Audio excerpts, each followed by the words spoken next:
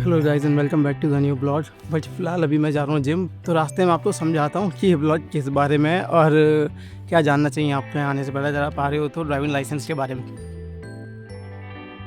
तो भाई दिक्कत ये हो रही कि मैंने पूरी वीडियो फ़ोन में शूट की थी ऑडियो इसकी, और भाई वो तो गाड़ी है भाई, कुछ भी नहीं आया भाई, कुछ भी नहीं आया। मतलब ऑडियो बहुत बेकार आई है। तो फिलहाल सुनील भाई और रोहन मुझे मिल गया यहाँ पे। तो सुनील भाई साथ जिम जा रहे हैं और ये जिम करके घर जा रहा है। बट अब मैं वापस जाते हुए ना सही से दोबारा रिकॉर्ड करूँगा वॉइस तो लगा के यहाँ पे, तो होपफुली जो वीडियो का मोटिव है पूरा हो जाए। क्या बात कर रहे हैं क्योंकि इसमें कुछ समझ में नहीं आ रहा। पिछले 25 मिनट से बोले जा रहा हूँ फ़ोन में, बट कुछ भी नहीं आया भाई। और सुबह सुबह आने का भाई, सुबह आने का ये फ़ायदा है भाई कि जिम देख लो भाई खाली पड़ा है।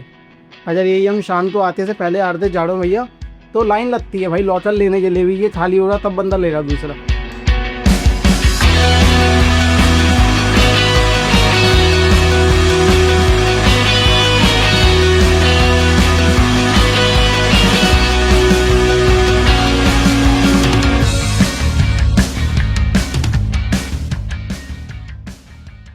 हाँ जी दोस्तों, तो बढ़िया भाई जिम में हो गया था। अब घर की तरफ चलते हैं अपना। सुनील भाई जा रहे हैं। और यार पहले जो वीडियो शूट की थी मैंने पूरी, उसकी तो भाई रेड लग गई, आपको पता ही है। बट अब मैंने कैमरा कनेक्ट कर लिया तो कोई दिक्कत नहीं है। आराम से अपना मस्त। अब मैं बताऊँगा दोबारा कि क्या बता रहा था मैं आपको पूरी उस कन्वर्सेशन में। बट पहले इस डाउनटाउन के एरिया से ना बाहर निकल लेते हैं थोड़ा।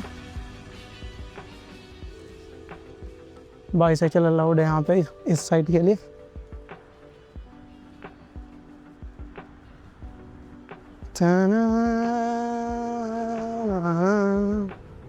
बढ़िया भाई, अब समर आ रही है तो भाई मज़ा तो आता है भाई बाइसाइकिल चलाने में।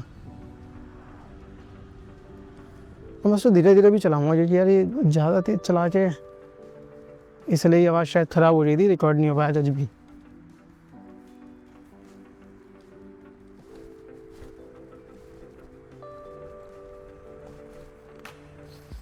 यस हाँ जी।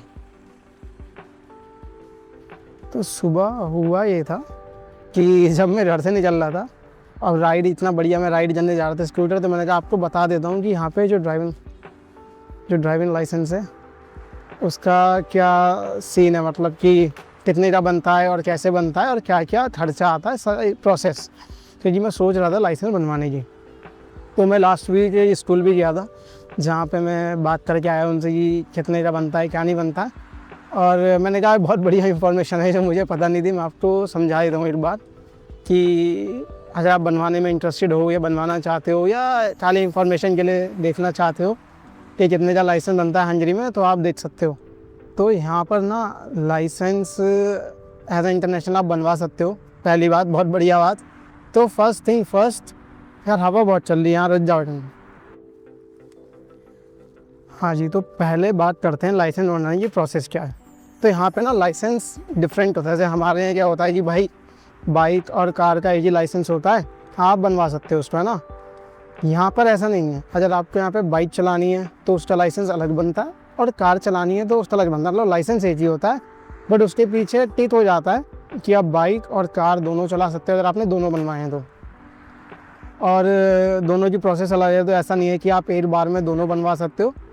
आपको दोनों के लिए अलग से ही अप्लाई करना पड़ेगा और अलग से ही आपका एग्ज़ाम हो या अलग से सब कुछ होगा उसमें। कार का एक ही है कि आपने नॉर्मल कार चलानी है तो वो अलग है। अगर आपने मतलब वैन चलानी है तो चलाना है तो उसके फिर और आपके दोबारा ट्रेनिंग करनी पड़ती है, एग्ज़ाम देना पड़ता है, वैसे होता है। Same for the bike. Bike यहाँ पे ना सीसी में नहीं नापते हैं, वो नापते हैं WH वॉट 35 वॉट शायद, I think if I am right. तो पहले आता है एक लाइसेंस जो कि आपको अलाउ करता है 50 सीसी तक का। तो अगर आप भाई बता दूँ अभी चला चल लूँ पहले। हाँ जी, तो यहाँ पे ना बाइक में 3 कैटेगरीज आती हैं। एक होता है जिसके लिए आपको भाई, एक होता है 50 सीसी के आसपास की बाइक, उसके लिए उस पर नंबर प्लेट नहीं होती है, वो अनरजिस्टर्ड होता है व्हीकल, तो उसका बनवा सकते हो आप। दूसरा होता है अगर आपको फॉर एग्जांपल 400 सीसी इतने की रेंज होती है वो बनवाना है, वो बनवा सकते हो। और तीसरा होता है सुपर बाइक। तो अगर आप भाई 50 सीसी का बनवा रहे हो तो आप उससे बड़ी बाइक नहीं चला सकते फिर, क्योंकि पुलिस ने चेक किया पकड़े जाए तो भाई फाइन वाइन कर देगी, कैंसिल ही कर देगी आपका लाइसेंस। बाइक लाइसेंस की ना कैटेगरीज होती हैं। तो ए कैटेगरी है, A1 है और A2 है। ए कैटेगरी सुपर बाइक, मतलब आप कुछ भी लाते हो फिर बाइक, कोई सी बाइक बड़े से बड़ी सब अलाउड है। A2 में खाली 400 सीसी तक की आप बाइक भाई चला सकते हो, और A1 में खाली 50 सीसी तक की बाइक आप चला सकते हो, ठीक है। तो और 50 सीसी वाली जो बाइक होती है वो व्हीकल अनरजिस्टर्ड होता है दोस्तों, मतलब कि रजिस्ट्रेशन नहीं होता है, जो नंबर प्लेट नहीं होती है, ऐसा है। कार से जो होता है उसे कहते हैं B2, ठीक है। तो मैंने सोचा था कि मुझे ना भाई बाइक चलाने में मज़ा आता है, तो मैंने कहा कि बाइक चलानी भी आती है तो उसका जाके बनवा लेते हैं। तो मिनिमम ना मैंने भाई कम से कम 15 स्कूलों को कॉल की होगी कि मुझे लाइसेंस बनवाना है इंग्लिश में। तो कार का लाइसेंस तो हर एक स्कूल इंग्लिश में बनवा देता है, पर बाइक तक कोई नहीं बनवा रहा था। तो मुझे मतलब बहुत कॉल करने के बाद, कि हर दिन मैं और मेरा एक दोस्त हम कॉल करते थे 3-4 स्कूल्स को कि आप बनवाते हो इंग्लिश में, नहीं बनवाते हो। तो जाके एक स्कूल मिला बुदापेस्ट में जो बनवा रहा था इंग्लिश में मोटर बाइक का लाइसेंस, और उसकी फ़ीस थी खाली 400 सीसी तक की बाइक अगर मैं चलाना चाहता हूँ उस लाइसेंस की, वो था 4.5 लाख हंगेरियन फॉरेंस। तो खाली अगर मुझे लाइसेंस बनवाना है बाइक का A2 तो वो होता है 1,45,000 INR।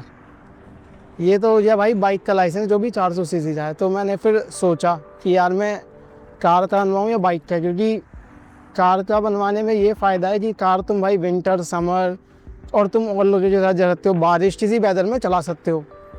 बाइक का सीन ये है कि भाई 4-6 महीने गर्मी होती है उसमें तो मज़ा आता है, पर विंटर में बहुत ज़्यादा हार्ड हो जाता है बाइक चलाना, क्योंकि भाई तुम क्यों ही बाइक चलाओगे विंटर में, है नहीं है भाई। -10 हो रहा है, क्या तुम कहीं बाहर जा रहे हो भाई, स्नो पड़ रही है, स्लिपरी हो रहा है पूरा रोड वजह सब कुछ, तो वो रिस्की है थोड़ा।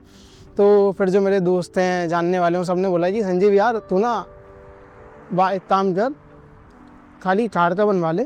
कि कार के में ये बेनिफिट है कि तुम 50 सीसी का स्कूटर ले सकते हो चलाने के लिए, उसके लिए कुछ नहीं चाहिए। तो कार प्लस 50 सीसी, कार के लाइसेंस में वो आता है दोनों चीज़ें।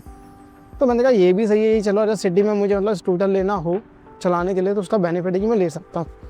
पर कार का फ़ायदा ये है कि फिर भाई कार का लाइसेंस है तो तुम भाई कहीं भी जा सकते हो, मैं अपने दोस्तों के साथ ट्रिप प्लान कर सकता हूँ और सारी चीज़ें बढ़िया रहेंगी, मज़ा हो गया। मतलब फाइनल कर लिया हमने कि कार का बनवा लेते हैं। फिर मैं गया भाई स्कूल, वो पास में ही था मेरी जॉब के, तो मैंने उनसे पूछा कि हाँ भाई कार का लाइसेंस मुझे बनवाना है तो कितना खर्चा आएगा, मतलब क्या सीन है पूरा प्रोसेस। तो उसने मुझे बताया कि कार का लाइसेंस मुझे पड़ेगा 6-6.5 लाख हंगेरियन फॉरेंस, 195 या 2 लाख रुपए के आसपास पड़ रहा है भाई वो लाइसेंस।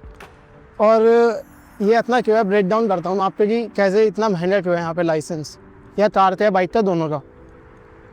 तो आपको एक तो थ्योरी एग्ज़ाम देना होता है और प्लस आपको प्रैक्टिकल एग्ज़ाम देना होता है। तो थ्योरी एग्ज़ाम की जो फ़ीस है वो है 70,000 फॉरेन, जो कि मैं इंग्लिश में कर रहा हूँ, और हंगेरियन में थोड़ी सस्ती होती है, वो आपके 40 में भी दे देते हैं वो कोर्स, पर इंग्लिश वाला तो महंगा मिलता है। तो अगर फॉर एग्जांपल कि हंगेरियन बनवा रहा होता है तो उसका लाइसेंस 5 लाख फॉरेन में बन जाता, पर मैं इंटरनेशनल हूँ तो मेरे लिए महंगा बनेगा, क्योंकि लैंग्वेज के बैरियर की वजह से वो फिर एक्स्ट्रा चार्ज करते हैं हर जगह। तो 70,000 की वो थ्योरी दे रहे हैं और 5,000 थ्योरी का रिटन एग्जाम की फ़ीस है गवर्नमेंट। तो सुना तो 75 तो यही हो गए। अब आते हैं प्रैक्टिकल। अब वो मुझे गाड़ी चलानी सिखाएंगे, चाहे आपको आती ना आती हो वो सिखाते हैं। रूल है गवर्नमेंट का कि मिनिमम 30 घंटे आपके होने चाहिए प्रैक्टिकल क्लास के मिनिमम। पर जब मैंने उससे बात की क्लास में, उसने मुझे बोला कि 30 गवर्नमेंट का है, बट 30 में क्वालिफाई कर नहीं पाते हैं लोग, तो 40 आप मान के चलो कि हम 40 करवाते ही हैं, उससे कम में हम आपको अलाउ नहीं करेंगे। मतलब अगर आप 30 कर भी लेते हो, आप बहुत ही एक्स्ट्रा ऑर्डिनरी हो, तो आपके जो ट्रेनर है वो बोल देगा ठीक है वो पेपर दे देगा कि तुम एग्ज़ाम दे लो। अगर उसको लगता है कि भाई नहीं चला पा रहे हो तो वो 40 करवाएगा, उसके बाद ही वो पेपर देगा, जिससे आप अप्लाई कर सकते हो प्रैक्टिकल एग्ज़ाम के लिए। और 1 घंटे की कीमत जो उसने मुझे बताई थी वो थी 12,000 फॉरेन, 1 घंटे की क्लास, मतलब इंडियन रुपीज़ में भाई 3500 रुपये 1 घंटा। आपको 40 घंटे चाहिए, तो इसलिए वो 1,40,000 सीधे उसको ही चले जाते हैं INR। और हंगेरियन फॉरेन में बात करें तो भाई 4,80,000 तो वो खाली प्रैक्टिकल के ले लेता है कि भाई गाड़ी चलाने सिखाएगा वो आपको, है ना, उनके हिसाब से।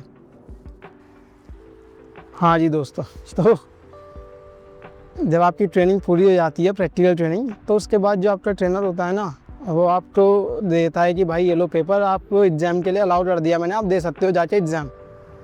फिर आप भाई उसकी फ़ी पे करते हो एग्ज़ाम की, वो शायद 10 या 15,000 हंगेरियन फॉरेंट्स है।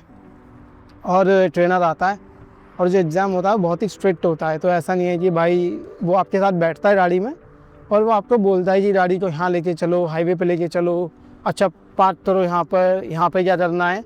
तो पूरा बैठ के राइड लेता है वो आपके साथ, 1-1.5 घंटे होता है वो एग्ज़ाम पूरा।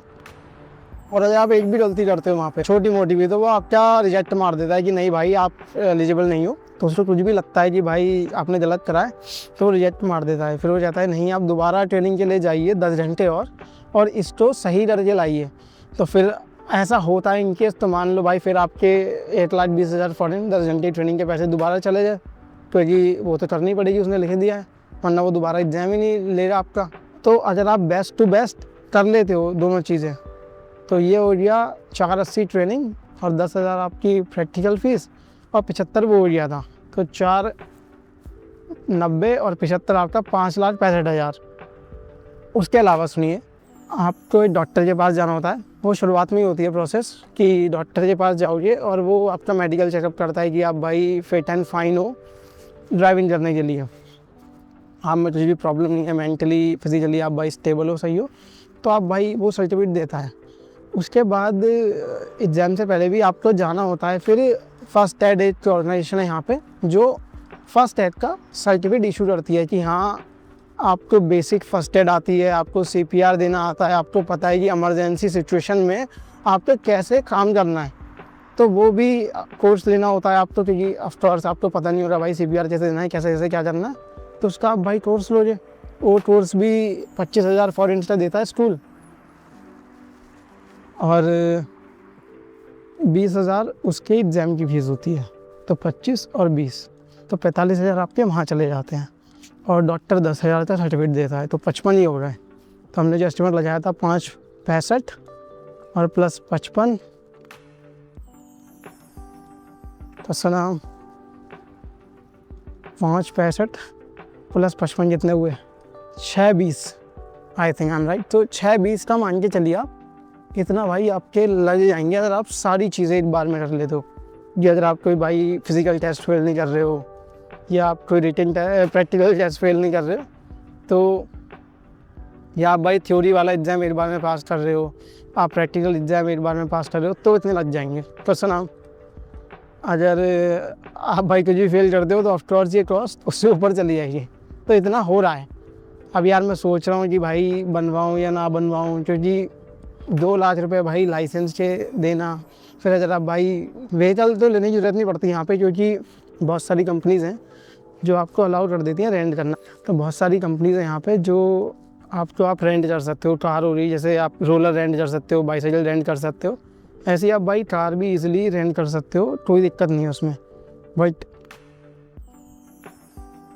तो सुना, बट प्रॉब्लम यही है कि भाई इतना महंगा लाइसेंस लेना पहले वो बहुत बड़ी दिक्कत की बात। तो यही था भाई, मतलब मैं सोच रहा हूँ कि क्या करा जाए, लिया जाए या ना लिया जाए।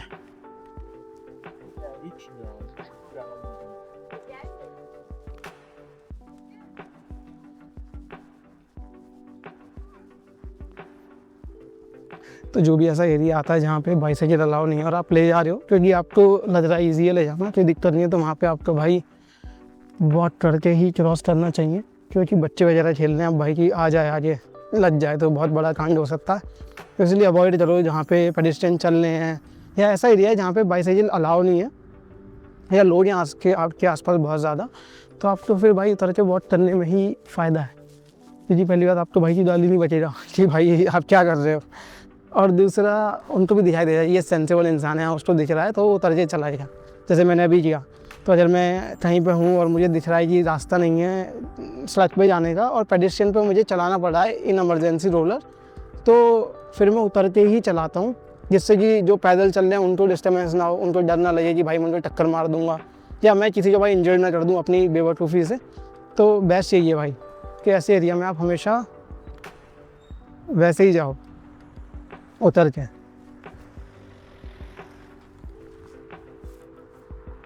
क्योंकि अगर मैं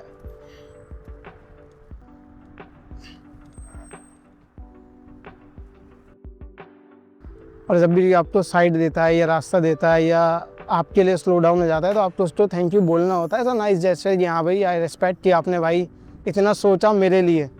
तो यहाँ पर भाई ये सीन तो है कि लोग भाई सोचते हैं, थोड़े एम्पैथिक होते हैं कि चलो भाई रुक जाते हैं, यदि आ रहा है तो ऐसा नहीं है कि मुझे पहले ही जाना है।